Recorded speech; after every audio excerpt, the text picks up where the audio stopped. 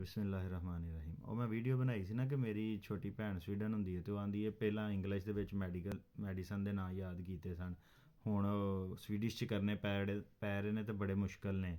ਅਤੇ ਭਾਈ ਹੋਰਾਂ ਨੇ ਨਾ ਬੜਾ ਸਾਇੰਟੀਫਿਕ ਜਿਹਾ ਸਵਾਲ ਕੀਤਾ, can you tell me any medicine name in Punjabi. ਯਾਰ ਤੁਹਾਨੂੰ ਪਤਾ ਹੀ ਹੋਣਾ, ਮੈਂ ਜਿਹੜਾ ਨਾ ਹਕੀਮ ਆ, ਮੇਰੇ ਅੱਬੂ ਵੀ ਹਕੀਮ ਨੇ, ਦਾਦਾ ਅੱਬੂ ਵੀ ਹਕੀਮ ਨੇ, ਸਾਡਾ ਹਿਕਮਤ ਦਾ 200 ਸਾਲਾ ਤਜਰਬਾ ਹੈ। ਅਤੇ ਮੈਂ ਤੁਹਾਨੂੰ ਦੱਸ ਸਕਦਾ ਯਾਰ ਮੇਰੀ ਫੀਲਡ ਹੀ ਨਹੀਂ ਹਿਕਮਤ। ਔਰ ਦੂਸਰੀ ਗੱਲ ਇਹ ਵੇ ਕਿ ਜਿਹੜੇ ਸਾਡੇ ਹਕੀਮ ਨੇ ਉਹਨਾਂ ਨੂੰ ਹੁੰਦੇ ਨੇ ਪੰਜਾਬੀ ਦੇ ਵਿੱਚ ਨਾਂ, ਤੁਹ ਮਲੰਗਾਂ ਅਤੇ ਹੋਰੇ ਕੀ ਉਹ ਨਾਂ ਲੈਂਦੇ ਨੇ, ਉਹ ਵੀ ਦਵਾਈਆਂ ਹੀ ਸਨ, ਲੇਕਿਨ ਉਹ ਹਕੀਮ ਮਰਦੇ ਨੇ, ਉਹਨਾਂ ਦੇ ਨਾਲ ਇਲਮ ਮਰ ਜਾਂਦਾ। ਜੇ ਉਹ ਇਲਮ ਨਾਲ, ਯੂਰਪ ਦਾ ਇਲਮ ਨਾਲ, ਚਾਈਨਾ ਦਾ ਇਲਮ ਨਾਲ, ਇੰਡੀਆ ਦਾ ਇਲਮ ਸਾਰਾ ਤਜਰਬਾ ਕਰਕੇ ਪੰਜਾਬੀ 'ਚ ਪੜ੍ਹਾਇਆ ਜਾਏ, ਸਾਡੇ ਕੋਲ ਬੜੇ ਅੱਛੇ ਹਕੀਮ ਬਣ ਜਾਣ।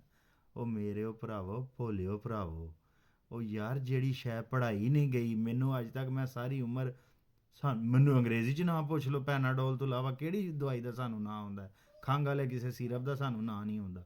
ਤੂੰ ਤਾਂ ਇੰਝ ਕਹਿ ਰਹੇ ਯਾਰ ਪੰਜਾਬੀ ਦੇ ਵਿੱਚ, ਇਹ ਤਾਂ ਫੀਲਡ ਦੇ ਬੰਦਿਆਂ ਨੂੰ ਹੁੰਦਾ, ਡਾਕਟਰਾਂ ਨੂੰ ਸਾਡਿਆਂ ਨੂੰ। ਮਲਿਆਲਮ ਦੇ ਵਿੱਚ ਮੇਰੇ ਨਾਲ ਮੁੰਡੇ ਇੰਡੀਆ ਦੇ ਕੰਮ ਕਰਦੇ ਨੇ, ਮਲਿਆਲਮ ਡਾਕਟਰੀ ਵੀ ਮਲਿਆਲਮ 'ਚ ਹੁੰਦੀ ਹੈ, ਇੰਜੀਨੀਅਰਿੰਗ ਵੀ ਮਲਿਆਲਮ ਦੇ ਵਿੱਚ ਹੁੰਦੀ ਹੈ, ਅਤੇ ਉਹਨਾਂ ਦੇ 8,000 ਲਾਇਬ੍ਰੇਰੀਆਂ ਨੇ। ਇੰਡੀਆ ਦੀ ਸਟੇਟ ਹੈ ਕਰਾਲਾ, ਉਹਨਾਂ ਦੀ ਜ਼ਬਾਨ ਹੈ ਮਲਿਆਲਮ। 3.5 ਕਰੋੜ ਆਬਾਦੀ, 3.5 ਕਰੋੜ ਵਾਲੇ ਆਪਣੀ ਜ਼ਬਾਨ 'ਚ ਡਾਕਟਰ ਬਣਾ ਸਕਦੇ ਨੇ, ਇੰਜੀਨੀਅਰ ਬਣਾ ਸਕਦੇ ਨੇ, ਉਹ ਕੋਈ ਯੂਰਪ ਦੀ ਜ਼ਬਾਨ ਵੀ ਨਹੀਂ।